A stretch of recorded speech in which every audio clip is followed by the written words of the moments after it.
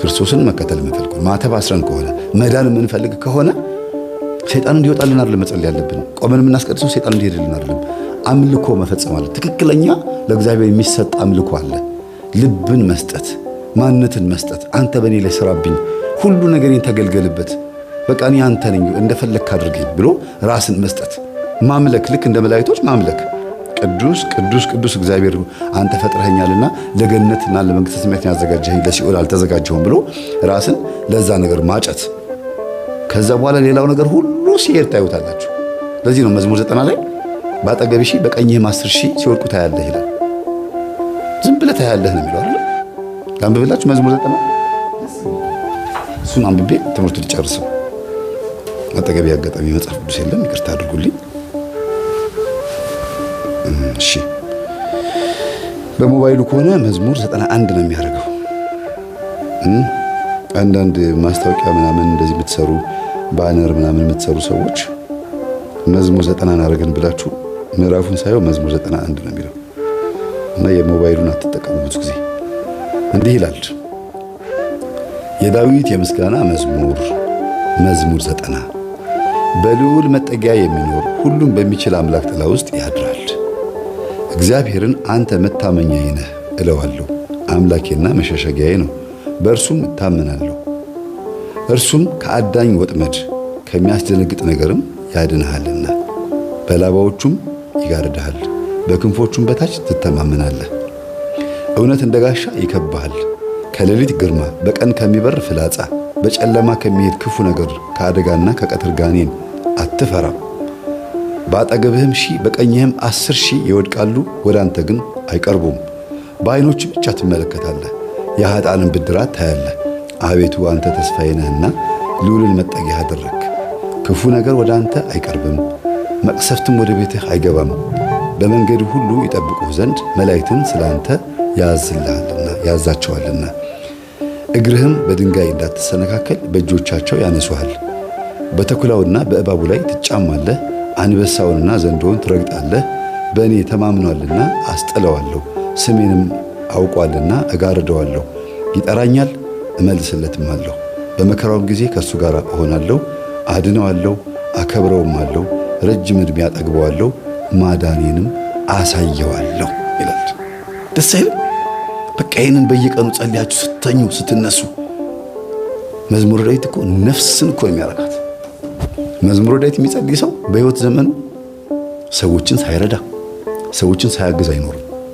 ከራሱ አልፎ ለቤተሰቡ የሚተርፍ በብርሃን የተሞላ ሰው ነው የሚሆነው መዝሙረ ዳዊት የሚጸልይ ሰው። ስለ መዝሙረ ዳዊት ያላቸው አመለካከት መለወጥ አለበት። በጣም በጣም የሚገርም ጸሎት ነው። የምድራችን የረጅም ዓመት ጸሎት። ጻድቁ አባታችን አቡነ ተክለ ሃይማኖት መዝሙረ ዳዊትን በቀን ስንት ጊዜ እንደሚጸልዩት ገድላቸውን አንብባችሁ የምታውቁ ሰዎች በጣም የሚገርም ነው።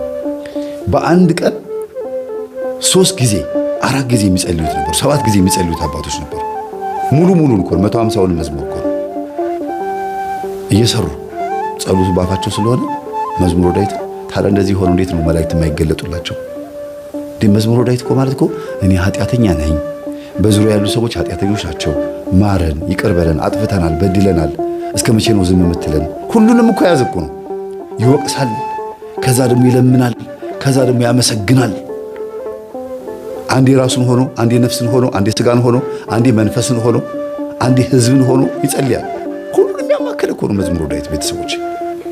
እና የዛር መንፈስ ወገቡን የሚመታበት ጸሎት ነው። እንደው መዝሙረ ዳዊት በሳምንት አንድ ቀን ተለማመዱ እስቲ። አርጋኖንና መዝሙረ ዳዊት እመቤታችን ቅድስት ድንግል ማርያም የምትመሰገንበት አርጋኖን አለ። በሳምንት አንድ ቀን መዝሙረ ዳዊትም ደግሞ በሳምንት አንድ ቀን ጸልዩት እስቲ። ከቻላችሁ 3 ንጉስ 30 እስከ መዝሙር 30 ድረስ ማለት ነው። 3 ንጉስ ማለት አንድ ንጉስ 10 ምዕራፍ ነው የሚይዘው 10 እና እንዲህ አድርጋችሁ ብትጸልዩ ተጠቃሚ ትሆናላችሁ። እዚህ ገጠመኝ ውስጥ የምትማሩት 2 ነገር አለ። አንደኛ የበሽታዎች ሁሉ ምንጭ ዲያብሎስ ሊሆን እንደሚችል የአቡነ ሀብተ ማርያም ገድል ያነበበ ስለ በሽታ መናፍስት በደንብ ያውቃል። እንደገናም ደግሞ ባልነቃንበት ዘመን የምንከፍለው ዋጋና በነቃንበት ዘመን ቶሎ ብለን እንዴት ብለን እርምጃ እንደምንወስድ የሚያሳይ ገጠመኝ ነው። እና እንደዚህ ሆንኩኝ ታመምኩኝ ምናምን ስትሉ መጀመሪያ እርምጃ መውሰድ ያለባችሁ ስራህን አቁም። በእኔ ላይ እንዲህ የምታረግ መንፈስ ስራህን አቁም። ለምሳሌ መኪና አደጋ ተፈጠረ እንበል። እንደ ህፃኑ ልጅ በተዘዋዋሪ መንገድ ልጁን የገደልኩት እኔ ነኝ አላለ፣ ያስገበርኩት እኔ ነኝ አለ። ወደ ሆነ ክፍለ ሀገር ስትሄዱ ከሰው ጋር ብትጣሉ ወይ መኪና ቢገለበጥ ወይ የሆነ ችግር ቢፈጠር ለዛ ነገር ተጠያቂው መንፈሱ እንደሆነ መጀመሪያ መጠርጠር አለባችሁ። ለምን እግዚአብሔር እንደዚህ ያደርጋችሁ? በራሳችሁ ፍቃድ ተነሳስታችሁ ጥፋት ልታጠፉ ትችሉ ይሆናል። ሰይጣን በሌለበት ቦታ የሰው ነፃ ፈቃዱ በራሱ ሌላ ጥፋት ነውና፣ ግን ደግሞ ሁልጊዜ እንደሚያገሳ አንበሳ በዙሪያችሁ የሚወጣውን ፈልጎ ይሽከረከራል የሚለው ደግሞ ጥቅስ መርሳት የለባችሁ። ዲያብሎስ የሚወጣውን ፈልጎ ሁልጊዜ ነው የሚለው፣ ዘወትር የሚወጣውን ፈልጎ እንደሚያገሳ አንበሳ በዙሪያችሁ ይዞራል ይሽከረከራል የሚለው። ሁልጊዜ ነው የሚከታተለው፣ ከውስጥም ይሁን ከውጭ ይከታተላል። ስለዚህ ዘወትር መጸለዩ ይጠቅማል። እናንተ ላይ ሆኖ በሽታ ባይፈጥር በሽታ ሊሆን የሚችል አደጋ ሊያመጣ ይችላል። እግር ሊያሰብር ይችላል። መጥቶ የሚላተማችሁ እናንተ ባትላተሙ ሄዳችሁ የሚላተማችሁ አይጠፋም። የሚጣላችሁ ጸበኛ የሚሆናችሁ ሰው አይጠፋም። እና ሁሉ ነገር መመለስ ያለባችሁ በመንፈሳዊ መንገድ ነው።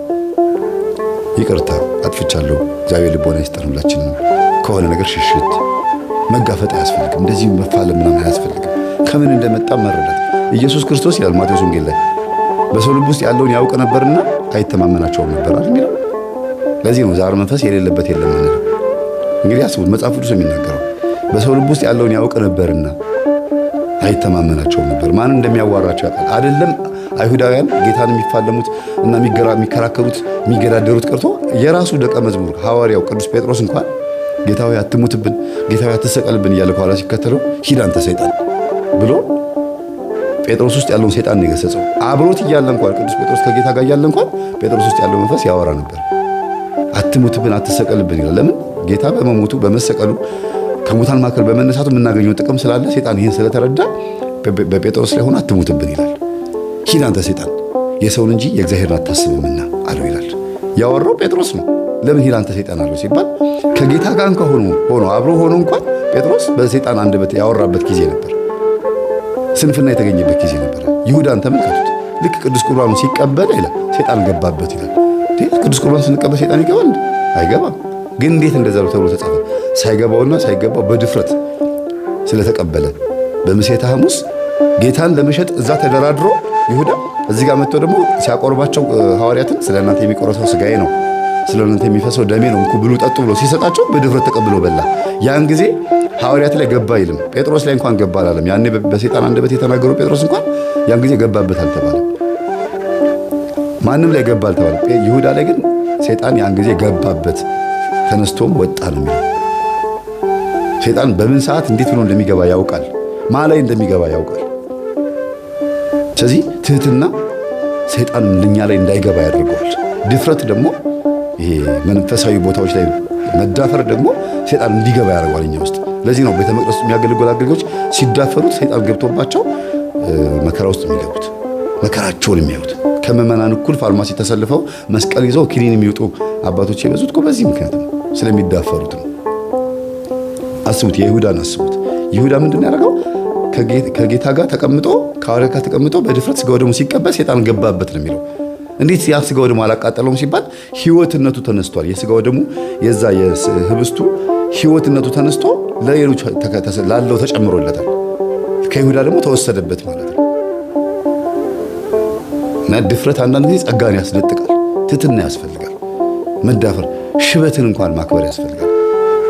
እና በተቻለ መጠን ትልቅ ከሆናችሁ በኋላ ካረጃችሁን አባቶች፣ ካህናት ወይም ደግሞ አረጋውያን ሽማግሌዎች ትልቅ ከሆናችሁ በኋላ የህፃን ነገር ባይገኝባችሁ፣ ግትርነት፣ እልከኝነት ባይገኝባችሁ፣ ትዕቢት፣ ራስን ማኮፈስ፣ ከንቱ ውዳሴ ወይም ደግሞ ጠብረር ማለት ባይገኝባችሁ ትህትና ቢኖር።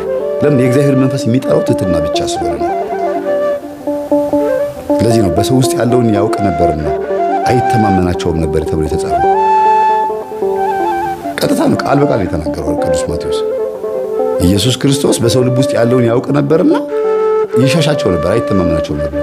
ሊይዙት ሲሉ ተሰወራቸውና ወጣ ነበር እንጂ ፍንግል አድርጎ ሊያባራቸው ይችላል እኮ አይደል? መጥተው ለምን እንደዚህ ተናገርክ? አንተ እንዴት ራስን ከአምላክ እኩል ታደርጋለህ? ብለው ሊይዙት ሊወግሩት ሲሉ ከአጠገባቸው ተሰውሮ ሄደ ነው የሚለው።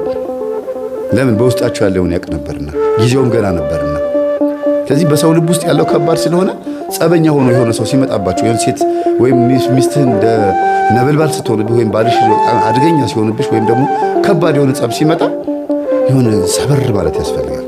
ይቅርታ አጥፍቼ ከሆነ ይቅርታ፣ በቃ ነገሩን ትጉት እናድርገው እንጂ ወገብ ታጥቆ ደስ ዋሳ ሰራልሻለሁ ምናምን ስትሉ በቃ ከባድ ነው የሚሆነው። ያ ቦታ ላይ አጅሬው በደንብ ነው የሚጨፍረው።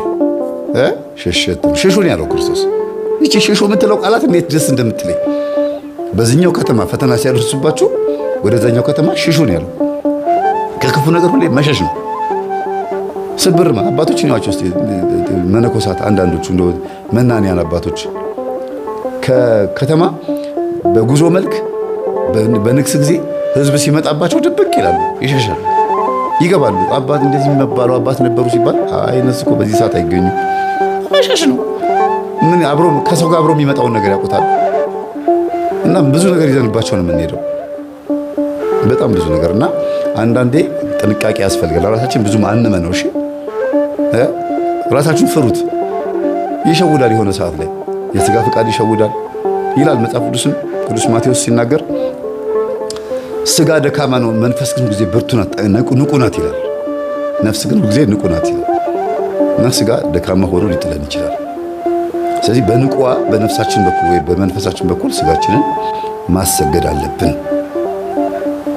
ስገድ፣ ነገ ትንሣኤህን ታያለህ፣ ገነት መንግሥተ ሰማያት ትወርሳለህ። በሞት ትንሣኤም አለ እኮ። ለምሳሌ በመጨረሻው ዘመን ነጋሪት ሲጎሰም መለከት ሲነፋ ቅዱስ ሚካኤል መለከቱ ሲነፋ ሁላችንም ከሞትንበት አጥንታችን ስጋችን ተሰብስቦ ስጋ እንትን አንበሳም የበላው ጅብም የበላው ምንም ያደረገው ገደልም የገባ አጥንቱ ተሰብስቦ ይቆማል። ወንድ ልጅ የ30 ዓመት ሴት ልጅ የ15 ዓመት ልጅ ሆና ፊት ለፊት ይቆማል በእግዚአብሔር ፊት።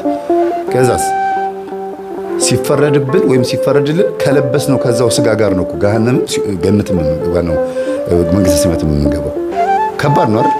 ሁሉም ከሙታን መካከል ይነሳል፣ ስጋውን ይለብስና ፍርዱን ይቀበላል። እና ይሄ ስጋ ዛሬ ሲሰግድ ስገድ ስትሉት ነገ ትንሣኤህን እንድታይ ነው። ስጋዬ ለነፍስ ተገዛ፣ ስጋዬ አይደል? ይሄ መዝሙር ታስታውሳላችሁ? የንስሐ መዝሙር።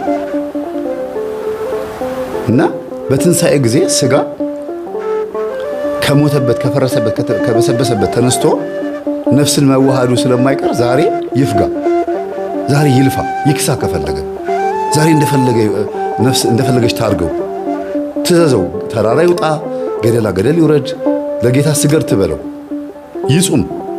ስጋ ይንገላታ፣ ችግር የለው። ዛሬ ላይ ትንሽ ናት። ድንገት እኮ ልንሞትም እንችላለን። አፈር ሆኖ ሊበሰብስ ይችላል፣ ግን በስብሶ አይቀርም፣ ይነሳል። ሳይሰግድ ከሞተ ያው ነው፣ በሞት ነው የሚነሳው። ለሐሳር ይነሳል። ሰግዶ ከሞተ ደግሞ በመጨረሻው ዘመን ደግሞ ወደ መንግስተ ሰማያት ከዚሁ ስጋችን ጋር እኮ ነው። ሽሮ በርበሬ አያስፈልገው፣ ህመም አያውቀው፣ እንቅልፍ አያውቀው፣ ድካም አያውቀው። ግን ስጋ ሆኖ ይነሳል። ነፍስን ይዋሃዳትና እንደዚሁ እንዳለን መንግስተ ሰማያት ላይ ስናመሰግን እንኖራለን። ደስ አይልም? ይሄ እድል አይደለም? ትልቅ እድል እኮ ነው ቤተሰቦች። እንደዚሁ እንዳለን እኮ ነው።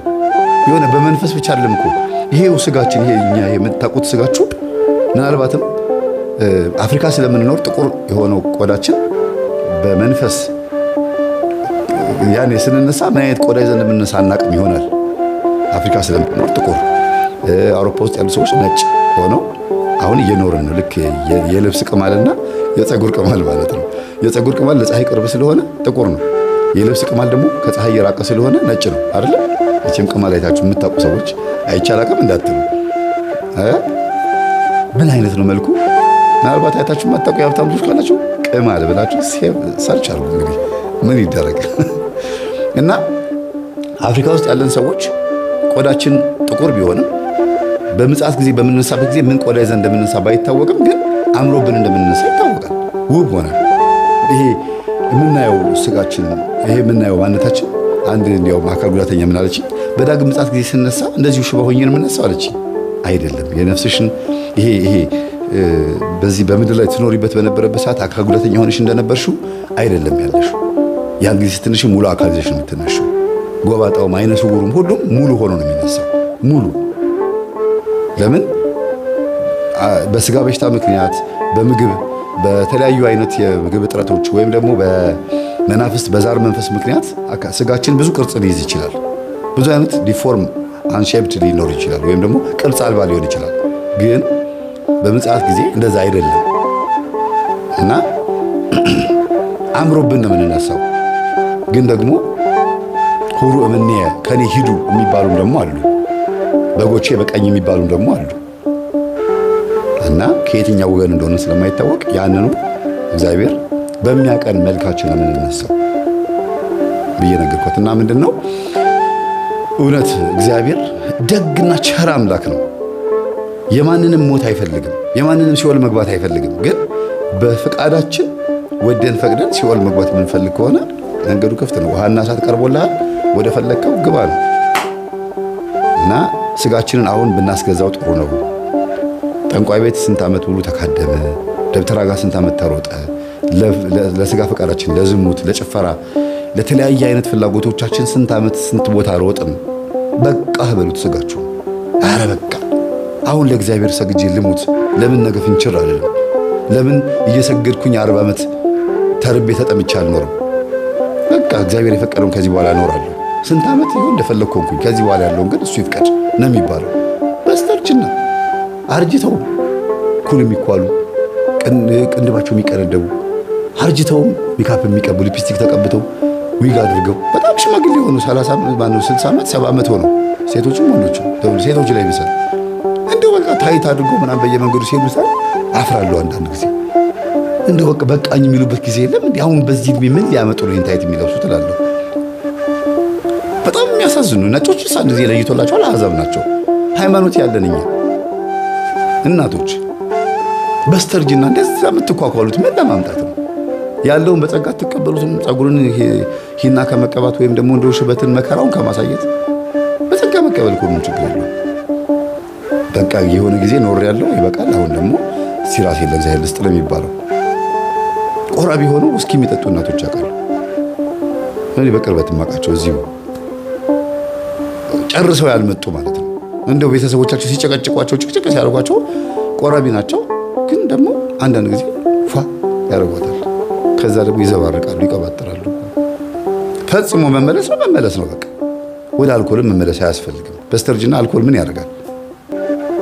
መተው ነው በቃ። እና ስጋን ለነፍስ ማስገዛት፣ ስጋን ለእግዚአብሔር ማንበርከክ የመሰለ ትልቅ ስልጣን የለም። ይሄ እኮ የኛ ስልጣን እኮ ተሰጥቶናል። ስልጣናችን እኮ ነው በቃ። እግዚአብሔር ይችን እድል ሰጥቶናል። ሳንሞት ይችን እድል ሰጥቶናል። ከሞትን በኋላ የለም አለቀ በቃ። ምንም ነገር መመለስ የማይቻልበት ሁኔታ ውስጥ ያለነው ፈቃዱ ካልሆነ በስተቀር። ስለነበረ ሰዓቱ አምላካችን ስም የተመሰገነ ይሁን። ሰላም